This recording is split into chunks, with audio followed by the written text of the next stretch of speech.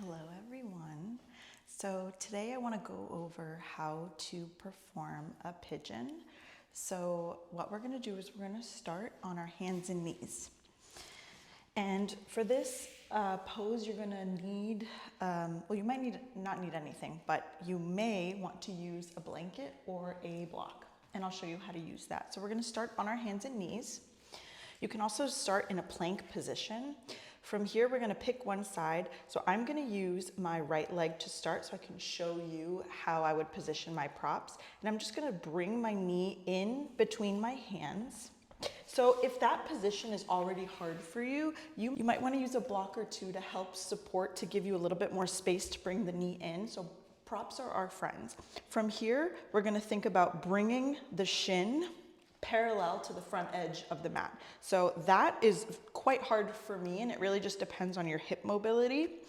From here, if you want, you can bring your blocks away, and then you're gonna start to scooch the extended leg back. So as you can see, for me, this is pretty much all I have before I start to feel some discomfort.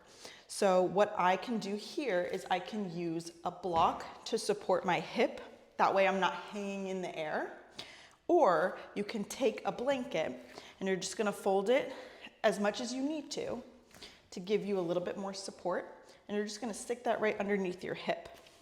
So the goal is to keep the hips squared facing forward. And then maybe over time, you're gonna be able to bring shin parallel to the ground, but maybe this is all you have. We're getting a nice stretch in the outer right hip as well as the front of the left hip. So this is a position that you're not just gonna hop right into. You're gonna do a lot of hip opening to get here. So this is typically towards the end of your practice. I'm gonna keep a little bit of awareness in both my toes just to protect my joints, just a little bit of awareness. You can stay extended, so nice open chest, or you can begin, depending on how much room you have in your hip, to come down to the forearms or rest your head on your mat or your palms. So this might be really intense. And again, you can use some blocks here if you need to raise the ground up to find something comfortable. So you want to be able to relax here. So like I said, props are going to be your friend. To come out, you'll come onto the hands, especially if you needed some space. And then again, keeping some awareness in the toes, you're going to lift the back knee and just bring both knees underneath the hips. So I'm gonna go ahead and do the other side, just so you can see a different angle. So starting on your hands and knees, maybe. Let me start on in a plank just to show you. So this is gonna be a little bit more active. You're also gonna have a little bit more space, but like I said, your upper body is definitely gonna work a little bit harder. So starting from here, I'm gonna bring my knee in towards my chest, and I'm gonna see how far out I can bring this foot. I'm gonna make sure this foot is directly coming out of my hip.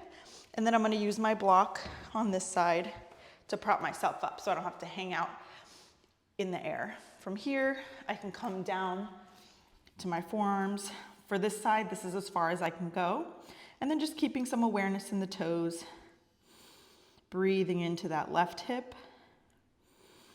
And then to come out, come up onto the hands and press back into your tabletop position.